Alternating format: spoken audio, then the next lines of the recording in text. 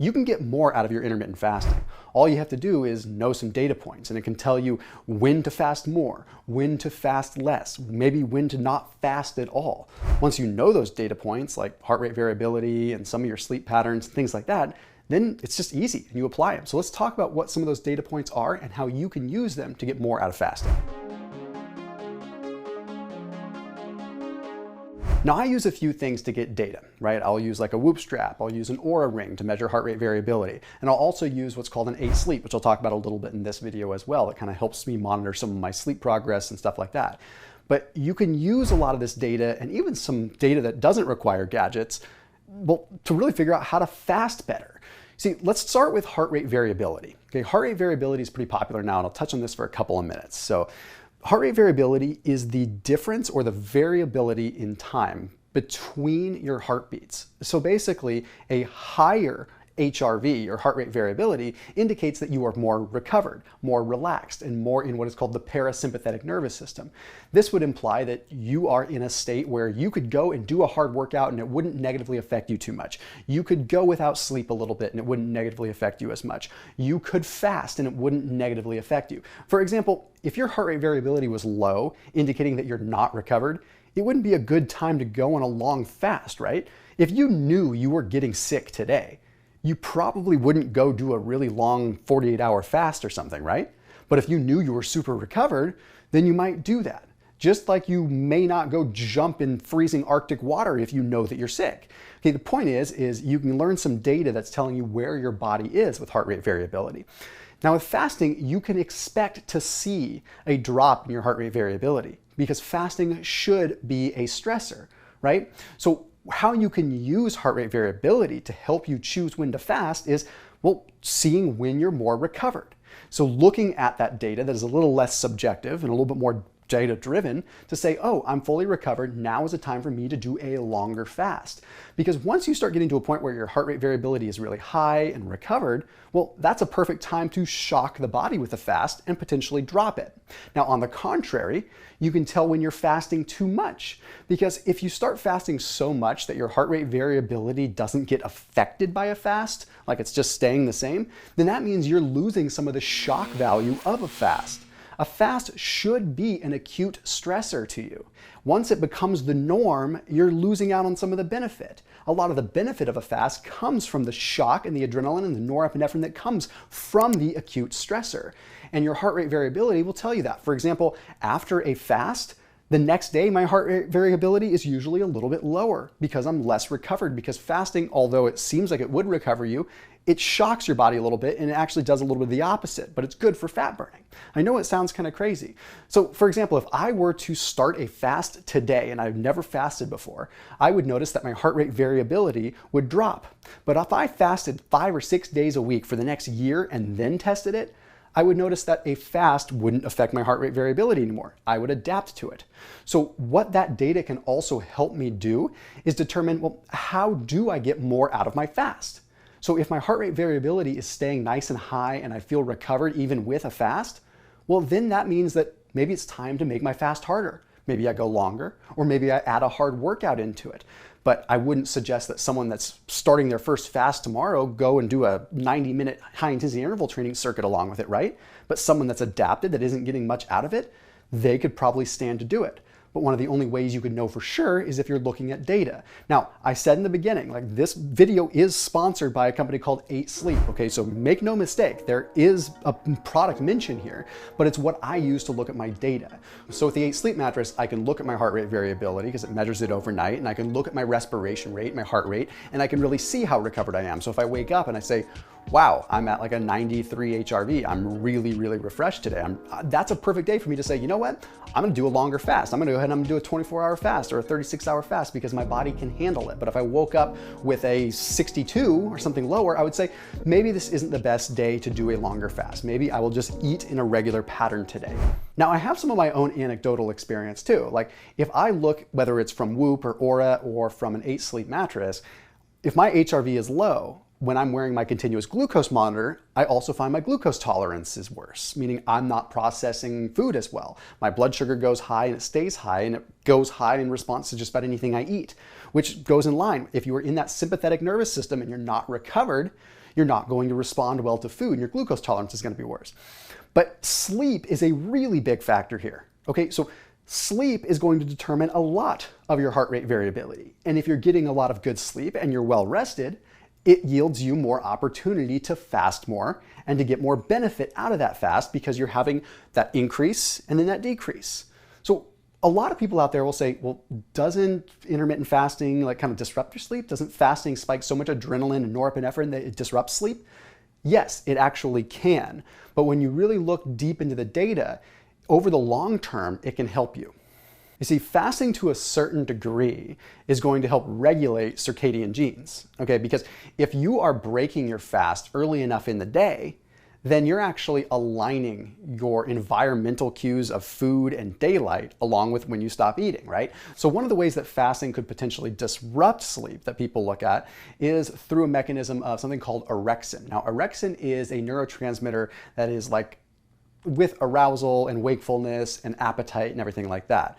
Okay, well, studies have demonstrated that when orexin is elevated, it can disrupt our REM sleep. And if our REM sleep isn't good, then, well, we're not fully recovered. We're not getting the benefit there. And we've seen in studies with Ramadan that orexin levels and leptin levels will elevate when fasting for regular periods of time, like consistently back to back, showing that too much fasting elevates this orexin, which is going to change our sleep patterns and change the REM sleep that we get. Even if we feel like we're sleeping, maybe we're not getting the right kind of sleep. But there's another study that shows that fasting at the right period of time can actually help your sleep. So it's very important that you adopt these methods whenever you can to get the best sleep. So this study was published in 2019 in the journal Nutrients. Took a look at two groups. Both groups were doing sort of time-restricted feeding. One group was doing a 12-hour time-restricted feeding, and another group was doing 18-hour time-restricted feeding. Okay, so one group stopped eating at 2 p.m. They ate from the hours of 8 a.m. to 2 p.m. The other group ate between 8 a.m. and 8 p.m. Okay, the group that stopped eating at 2 p.m. ended up sleeping significantly better and had a massive change and sort of a reset of their circadian clock genes. Now, this suggested improvement happened after just 4 days of doing this. So they reset their sleep patterns after just 4 days, which is super insanely cool. Okay, they also had lower levels of plasma glucose overnight, which is impressive. Now, additionally, they also had higher levels of SIRT1. SIRT1 is going to be the longevity gene. When we activate that, we activate a lot of restorative processes within the body. So the bottom line is that fasting itself is not necessarily disrupting sleep.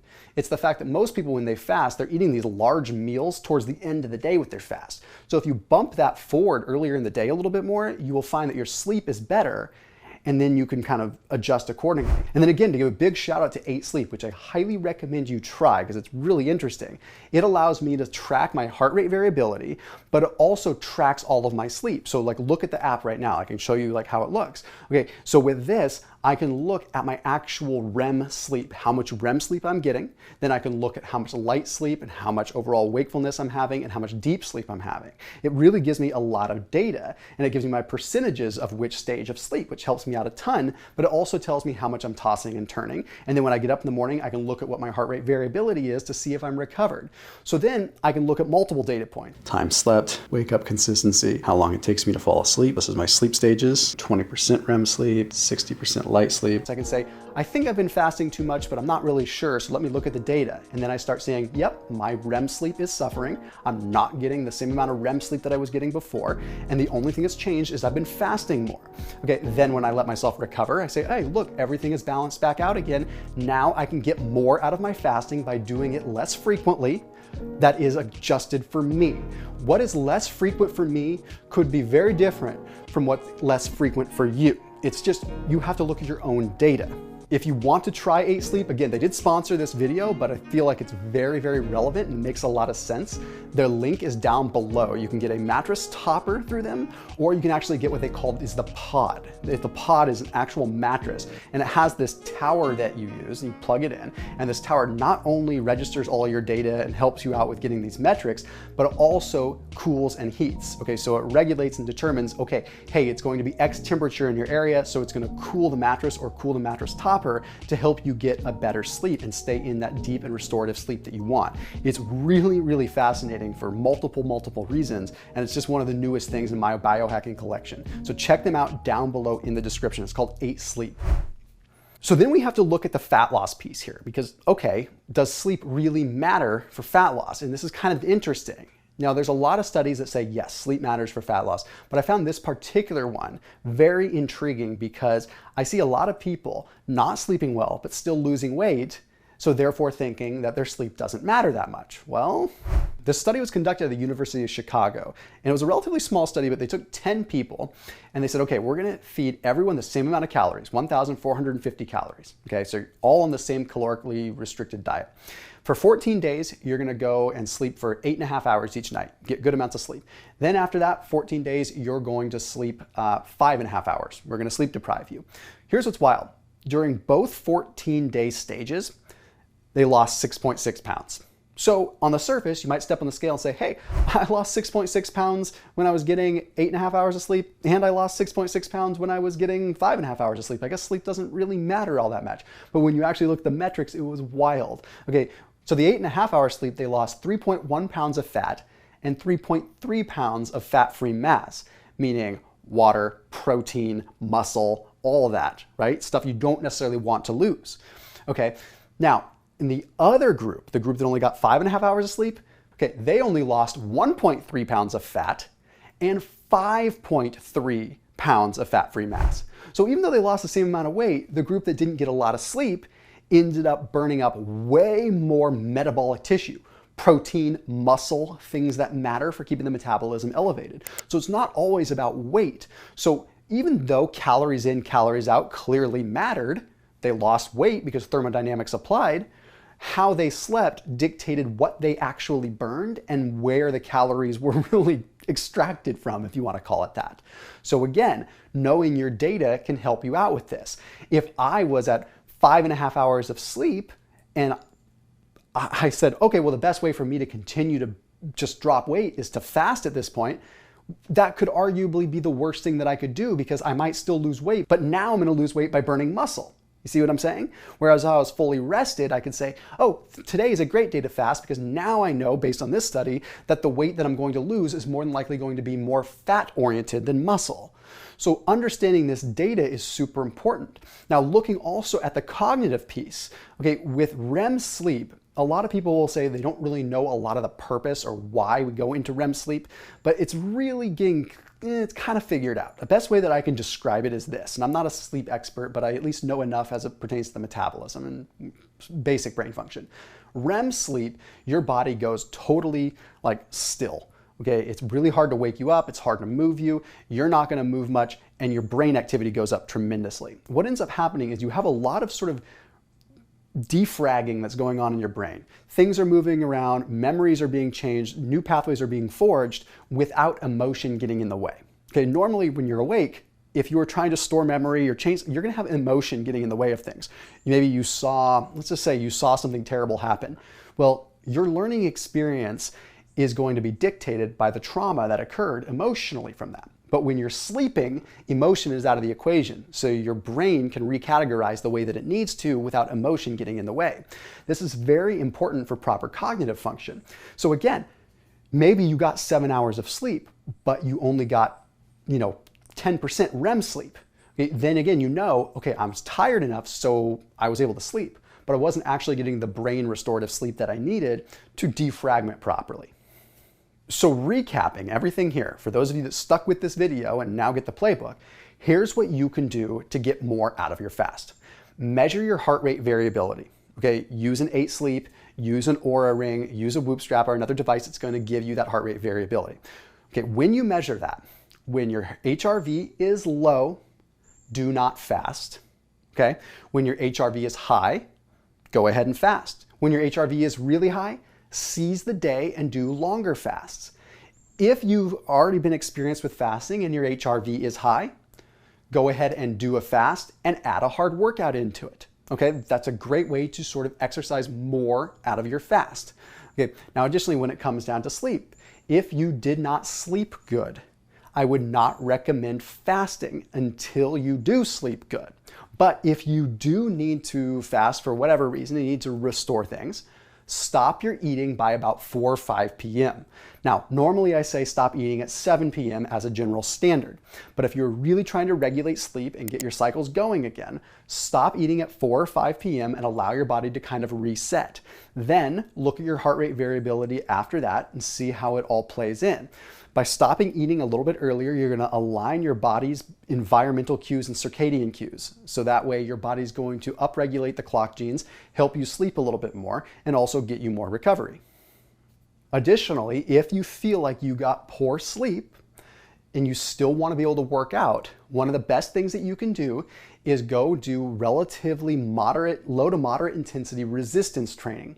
Resistance training is not terribly brutal on the body if you're not going overboard. And the reason I say this is because by doing some resistance training, you can at least upregulate growth hormone production, and you can upregulate mTOR, which is going to allow you to preserve some of that muscle. So if you know from that one study from the University of Chicago that your body starts sacrificing muscle when you're sleep deprived, then by simply activating that muscle a little bit more, it's going to send a signal to preserve that muscle. You don't burn up muscle when you work out. You tear down the fibers for them to rebuild, but you don't just catabolize and break down muscle when you work out. If anything, it sends a signal to the brain that that muscle is precious and that it should keep it because it's clearly being used. So again, data is everything. And the more that you invest in learning your own data, the more educated decisions that you can make. And even if you don't use them permanently, you use them to learn your body and learn how it works so that you can make changes and teach yourself for the future. So as always, keep it locked in here on my channel. Don't forget to check out 8 Sleep down below, and I'll see you tomorrow.